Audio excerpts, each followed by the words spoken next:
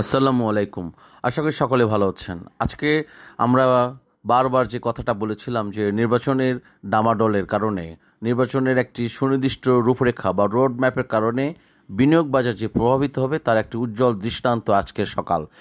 আমরা আজকের বাজারকে আমরা খুব আশার আলো দেখতে পাচ্ছি। যদি একটু পর্যালোচনা করি, আমি আপনাদেরকে কিছু ইন্ডিকেশন করি। আজকে আমি আপনাদেরকে যে 10টি কোম্পানির নাম আপনাদেরকে আমি উল্লেখ করব এবং আপনাদের সাথে ট্রিগারিং করব, পয়েন্টিং করব যে আজ থেকে প্রায় 21/5/2025, মানে গত মাসের 21 তারিখে, এর মধ্যে তো 15 দিন 10 দিন ছুটি গেছে, এই মাত্র 15-20 দিনের ভিতরে বা ছুটির মধ্যেও যদি ধরা হয়, কার্য দিবস খুব বেশি নয়, কিন্তু তারপরও 5 টাকা 10 টাকা সেগুলোর দাম বৃদ্ধি পেয়েছে।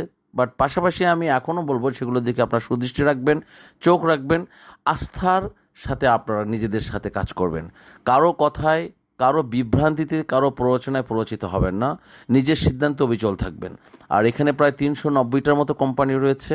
আমি 10টা বলবো, শুধুমাত্র সেই 10টাই যে ভালো কিছু করবে এমন কিছু নয়।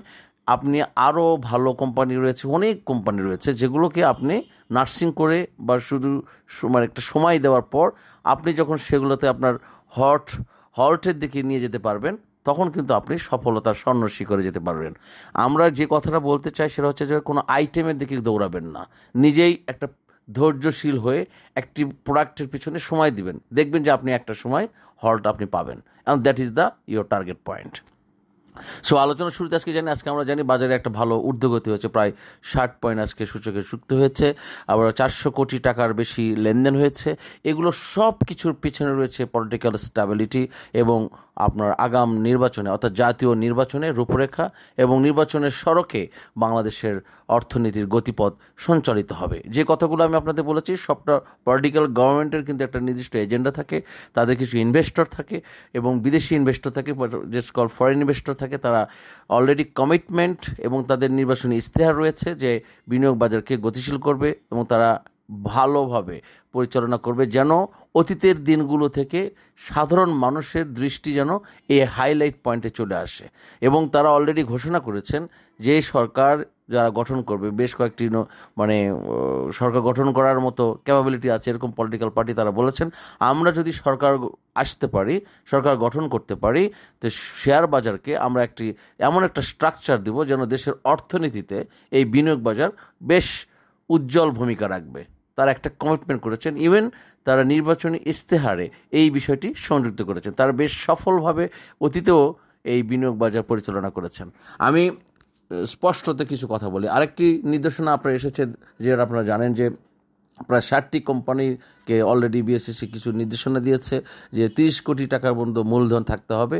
এর মধ্যে 11টির মধ্যে মনে হয় রয়েছে 5 কোটি টাকার নিচে, 5টি রয়েছে, এরকম বিভিন্ন পয়েন্টিং রয়েছে। সো এগুলো কিন্তু এক ধরনের আবার একটা প্যানিক সৃষ্টি হতে পারে। ঠিক আছে, যে কোম্পানিগুলো নাই সেই কোম্পানিগুলো কি আসলে কি ওটিসিতে নিয়ে যাবে কিনা, বা সেই কোম্পানি কোনো পানিশমেন্ট দিবে কিনা, সেই কোম্পানিকে কি লেনদেন বন্ধ হবে কিনা, প্লিজ আপনারা কোনো প্যানিক হবেন না, কোনো ভয়ের কিছু নেই। এখানে আমরা স্পষ্টত আলোর একটি উজ্জ্বল দৃষ্টান্ত আমরা দেখতে পাচ্ছি। অবশ্যই কোনো কোম্পানিকে গতিশীল রাখতে হলে এবং ফান্ডামেন্টাল স্ট্রাকচারভাবে ধরে রাখতে হলে তাদেরকে এই কাজগুলো করতে হবে। এবং যেটা আমাদের সাথে এর আগেও আলোচনা করেছি যে পরিচালক পর্ষদ এবং উদ্যোক্তাদের আপনাদের 30% আপনাদের শেয়ার থাকতে হবে, সেটা নিয়েও কিন্তু বিএসইসি বেশ জোরালো ভূমিকা রাখছে, কাজ করছে। মাননীয় প্রধান উপদেষ্টা ডক্টর মোহাম্মদ ইউনূস, তিনি এই বাজারকে ডেভেলপমেন্ট করার জন্য, বাজারের গতি ফিরে নিয়ে আসার জন্য তিনি 5টা যে দিক নির্দেশনা দিচ্ছেন, মাননীয় অর্থ উপদেষ্টা ডক্টর সালাউদ্দিন আহমেদ সহ এবং বিএসইসির পরিচালক এবং আরও যারা দায়িত্বপ্রাপ্ত ব্যক্তি রয়েছেন, কমিশনার সহ, তারা বেশ জোরালো ভূমিকা রয়েছেন। এবং আমরা জানি যে আর 10 থেকে 12 দিন পর হয়তো বাজেট পাস হবে, সেখানেও আমরা ভালো কিছু দেখতে পাবো। ডিভিডেন্ডের উপরে কর প্রত্যাহার হতে পারে, অনেক কিছু ভালো আসতে পারে, অনেক প্রণোদনার একটা নকশা আসতে পারে, প্রস্তাব আসতে পারে, কাজ আসতে পারে। সো আমরা সুদৃষ্টি রাখবো সেদিকে। পাশাপাশি আমরা আস্থার সাথে নিজেকে সেই দিকেই ধাবিত করব, যেই দিকে ধাবিত করলে নিজে বিপদগামী হব না। আর একটা কথা হচ্ছে যে আমরা অনেক সময় খুব এক্সাইটেড হয়ে যায়, হঠাৎ ভালো একটা কিছু সুখবর আসা মাত্রই একদম ঝাঁপিয়ে পড়ি, সব কিছু উপেক্ষা করে সেদিকে দৌড়াদৌড়ি করি। No, you have to control yourself, This is not a emotional market, and you have to know what you are doing. আগে আপনাকে প্ল্যান করতে হবে যে আমি আমার ক্যাপিটাল কত দূর পর্যন্ত আমি এটাকে সাপোর্ট দিতে পারবো, আমার পোর্টফোলিওকে আমি কত দিন পর্যন্ত সাপোর্ট দিতে পারবো, এবং আমি যে কোম্পানিকে নিয়ে লেনদেন করব সেটাকে আমি কতদিন পর্যন্ত আমি অ্যাভারেজ করার ক্যাপাবিলিটি থাকবে। সুতরাং এক দিনে বা এক লটে সব কিছু কিনে আপনার পোর্টফোলিও ব্যালেন্স জিরো করবেন না। আপনি পর্যায়ক্রমে অবজারভেশন করবেন, দেখবেন আপনার ট্রেডিং, দেখবেন কত ভলিউমে ট্রেড হচ্ছে, কোন ধরনের ট্রেডার এখানে ট্রেড করতেছে, একটা দুইটা পাঁচটা সাতটা না হাজার বা লক্ষ, এই ধরনের আপনি ফলো আপ করতে হবে।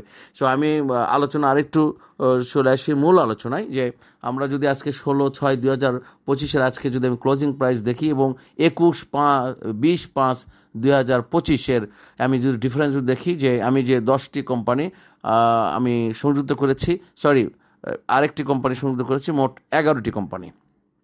সেখানে আমি এক নম্বরে বলছি সোনালী আঁশ। আজকে ক্লোজিং প্রাইস ছিল ৳1.60, 160 টাকা 10 পয়সা, এবং 20/5/2025 ছিল 150 টাকা, অর্থাৎ 10 টাকা বৃদ্ধি পেয়েছে। 2 নম্বরে আছে আমি বিচ হ্যাচারি, এখানে আছে ক্লোজিং প্রাইস 46 টাকা, এখানে বৃদ্ধি পেয়েছে 2 টাকা। মুন্নুস সিরামিক্স 78 টাকা, এখানে বৃদ্ধি পেয়েছে 4 টাকা। মানে মাত্র 15-20 দিনের আমি আপনাদের ডিফারেন্স কথা বলছি, এই যে দাম বৃদ্ধি পেয়েছে। যারা এগুলোকে আপনারা ফলো আপ করেন, আমি কিন্তু আগে বলেছি যে বিনিয়োগ বাজার কিন্তু জোয়ার বাজার নয়। আপনাকে এই জিনিসগুলো বুঝতে হবে যে আমি 15-20 দিনে একটি ক্যাপিটাল ইনভেস্ট করার পর আমি কত টাকা প্রফিট করতে পেরেছি। এখন আপনি যদি মনে করেন 3 দিন পর আপনার ম্যাচুরিটি আসার পরে আপনি সেল করে প্রফিট করবেন, সেখানে কিন্তু একটা রিস্ক থেকে যায়। সবসময় যে আপনি কেনার পরের দিন এটা দাম বাড়বে এমনটা কখনোই প্রত্যাশা করবেন না, তাহলে এই বাজারে আপনি ঝুঁকির মধ্যে পড়ে যাবেন। আপনাকে মাথায় রাখতে হবে যে আমি আজকে কিনবো, আরেকটু কমলে আরেকটু কিনবো, স্লট বাই কিনবো, অল্প অল্পকে কিনবো এবং সেখান থেকে আমি প্রফিট নিয়েই বের হব। সেই জন্য আমি 20/5/2025 সাথে আজকে 16/6/2025 একটি তুলনামূলক প্রাইস দিয়েছি। যেমন মুন্নুস সিরামিক আজকে 78 টাকা 20 পয়সা ক্লোজিং গেছে, এর আগে ছিল 74 টাকা 50 পয়সা, এখানে বৃদ্ধি হয়েছে 4 টাকা। জেমিনি 116 টাকা আছে ক্লোজিং প্রাইস হয়েছে, যেদিন 20/5/2025 থেকে ছিল 160 টাকা, সেখানে 9 টাকা। এই যে তারতম্য মাত্র 15-20 দিনে এই যে তারতম্য হয়েছে, প্রফিট হয়েছে, এটা তো আপনাদেরই, ঠিক না? সো আপনাকে এই মার্কেটগুলো জানতে হবে। যেমন হাক্কানি পাওয়ার 59 টাকা 57 টাকা, 2 টাকা বৃদ্ধি পেয়েছে। সো বেস্ট হোল্ডিংসের দর কিছুটা উন্নতি হয়েছে, বাট প্রত্যাশিত নয়। বেস্ট হোল্ডিংস অনেক ভালো করবে, সেখানে মাত্র 1-2 টাকা ডিফারেন্স হয়েছে 20 থেকে এখন পর্যন্ত। আপনার ফুয়াং সিরামিক 12 টাকা 90 পয়সা আছে ক্লোজিং প্রাইস হয়েছে, আবার সেখানে ছিল 12 টাকা 40 পয়সা। এসপি সিরামিক আপনার আছে ক্লোজিং প্রাইস 22 টাকা 30 পয়সা, সেখানে 20/5 ছিল 19 টাকা 50 পয়সা, বৃদ্ধি পেয়েছে 3 টাকা। সো বিএসসি, জিপি এবং Keya cosmetic, BSC Bangladesh submarine cable, সেখানে 91 টাকা আছে ক্লোজিং প্রাইস। আমি 20 তারিখে যখন আপনাদের সাথে কথা বলেছিলাম তখন দাম ছিল 85 টাকা। সো আমি আরেকটি কোম্পানির নাম এখানে সংযুক্ত করেছি, সেটা হচ্ছে কেয়া কসমেটিক। সো এই 11টি কোম্পানি থেকে আপনারা একটু সুদৃষ্টি রাখবেন, চোখ রাখবেন, দেখবেন। কিন্তু আজকে দেখুন, যেহেতু আজকে দাম অনেকটাগুলোর অনেক বৃদ্ধি পেয়েছে, কালকে যদি দাম ফলস করে আপনার অস্থির কিছু নেই। আপনার কিন্তু মাথায় রাখতে হবে, আপনার কিন্তু একটা টার্গেট নিতে হবে যে আপনি 15 দিন, 20 দিন বা 1 মাস, অনেক ক্ষেত্রে 2 মাস, 3 মাস, 4 মাস, 5 মাস, 6 মাস লেগে যায়, অনেক ক্ষেত্রে 2 বছর পর্যন্ত লেগে যায়। বাট আপনাকে সেটাকে কি টার্গেটে রাখতে হবে যে আমি এখান থেকে প্রফিট নিব। বাট মাথায় রাখতে হবে আপনি কোনো ওভার ভ্যালুড শেয়ার কিনবেন না। যদি এই কোম্পানিগুলোকে আপনাকে ওভার ভ্যালুড মনে হয়, then you have to wait.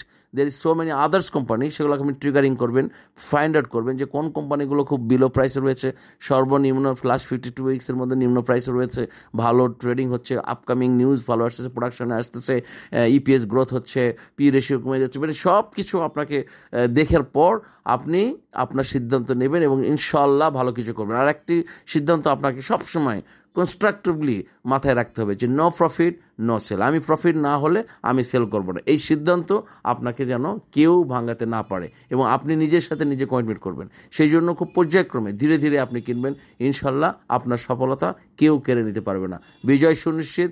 আগামীতে আমরা খুব ভালো কিছু করব। আমি খুব আশার আলো দেখতে পাচ্ছি, যেহেতু আমাদের নির্বাচনী রোডম্যাপ হয়ে গেছে, একটা পলিটিক্যাল গভর্নমেন্ট আসার খুব সম্ভাবনার দ্বার প্রান্তে আমরা, সুতরাং আমরা ভালো কিছু করব। সেই মধ্যে সকলে ভালো থাকুন, সকলের জন্য শুভকামনা। আল্লাহ হাফিজ। আসসালামু আলাইকুম ওয়া রাহমাতুল্লাহি ওয়া বারাকাতুহু।